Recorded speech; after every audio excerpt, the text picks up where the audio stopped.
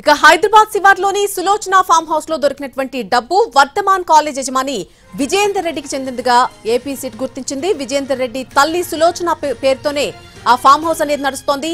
Farm house లోని store room లో బియ్యం బస్తాల మధ్య నగదును దాచారు. పక్కా సమాచారంతో సిట్ అధికారులు వెళ్లి తనిఖీలు చేయగా 11 కోట్ల రూపాయల నగదు బయటపడింది. ఇంత పెద్ద మొత్తంలో డబ్బు బయటపడడంతో enforcement directorate, income tax department దృష్టి సారించే అవకాశం కనిపిస్తోంది. ఏపీ లిక్కర్ కేసును దర్యాప్తు చేస్తున్న సిట్ తన తొలి ఛార్జ్షీట్లోనే యూవీ డిస్టిలరీస్ పేరును ప్రస్తావించింది.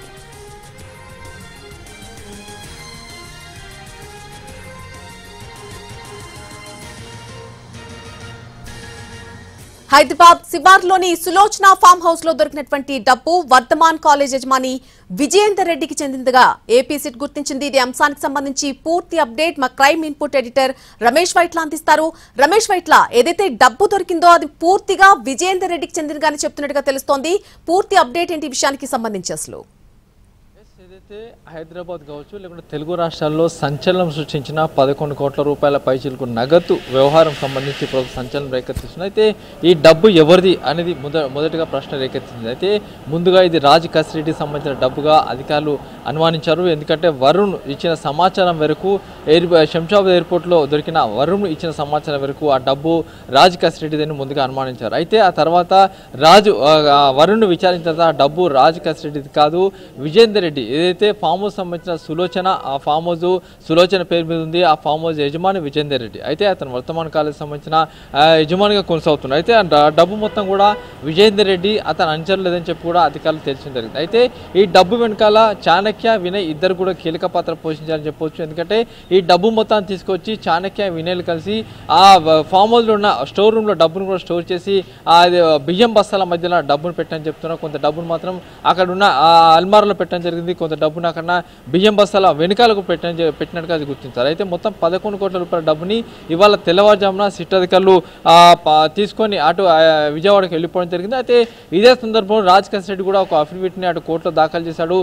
హైదరాబాద్లో దొరికిన డబ్బుకు నాకు ఎలాంటి సంబంధం లేదు, ఆ డబ్బుకు సంబంధించి తను నిరికించే ప్రయత్నం కొనసాగుతుందని చెప్పి రాజ్ కస్టడీ ఒక అఫిడవిట్ని దాఖలు చేశారు. అయితే మరోవైపు చూసినట్లయితే రాజ్ కస్టడీకి సంబంధించిన అరెట్ ఆసుపత్రికి సంబంధించిన డబ్బు కూడా దీంట్లో ఉందని చెప్పి కూడా కొంత అనుమానం వ్యక్తం చేస్తారు. ఎందుకంటే అరెట్ హాస్పిటల్ కావచ్చు, విజయేందర్ రెడ్డి కావచ్చు, లేకుంటే రాజ్ కస్టడీ వీళ్ళంతా కూడా జాయింట్గా బిజినెస్ చేస్తుంటారు. అంతేకాకుండా యూవీ డిజిటల్ సంబంధించి జాయింట్గా వెంచర్స్ ఉన్నాయి. యూవీ డిజిటల్ సంబంధించి బిజినెస్ ఉంది. యూవీ డిజిటల్ సంబంధించి 100 కోట్ల రూపాయల ట్రాన్సాక్షన్ జరిగింది.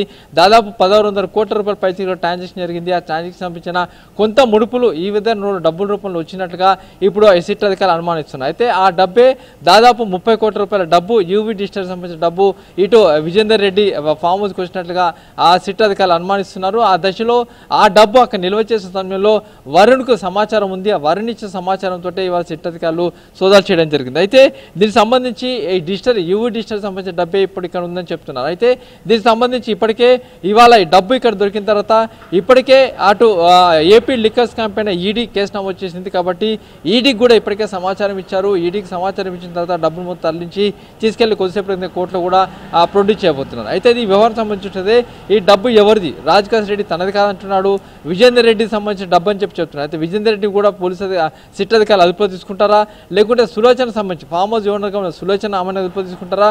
వరుణ్ ఇచ్చే సమాచారం మేరకు డబ్బునైతే పట్టుకోవడం జరిగింది. దీంట్లో చాణక్య, వినయ్ కూడా కీలక పాత్ర పోషిస్తున్నారు. వాళ్ళిద్దరు ఎవరు అనే విషయం కూడా ప్రస్తుతానికి కూడా చర్చనీయ అంశంగా మారింది. ఏది ఏమైనా కూడా 11 కోట్ల రూపాయల డబ్బు ఇప్పుడు దొరికిన నేపథ్యంలో అది ఒక సినిమా పక్కిలో, అంటే ఇటీవల విడుదలైన ఒక సినిమా పక్కి, కుబేర సినిమా పక్కిలో ఈ డబ్బు మొత్తాన్ని కూడా ఎవరెవరో వస్తుంటారు, ఎవరెవరో తీసుకెళ్తుంటారు. ఒక కోడ్ చెప్తే అక్కడ ఉన్న వాచ్మెన్ ఆ లాకర్స్ ఇస్తారో వాళ్ళందరూ వచ్చి డబ్బులు తీసుకొని వెళ్తుంటారు. అయితే అదే మాదిరి ఇక్కడ జరిగిందని చెప్పి ఇప్పుడు అధికారులు చెప్తున్నారు. మొత్తంగా 11 కోట్ల రూపాయల డబ్బు సంబంధించి విజయేందర్ రెడ్డి అతను అంచలని చెప్పి కూడా ఇప్పటికీ అధికారులు గుర్తించారు. ఆ మేరకు విచారణ చేస్తున్నట్లు అధికారులు చెప్తున్నారు. Right Ramesh Vaitla, thank you for the live update.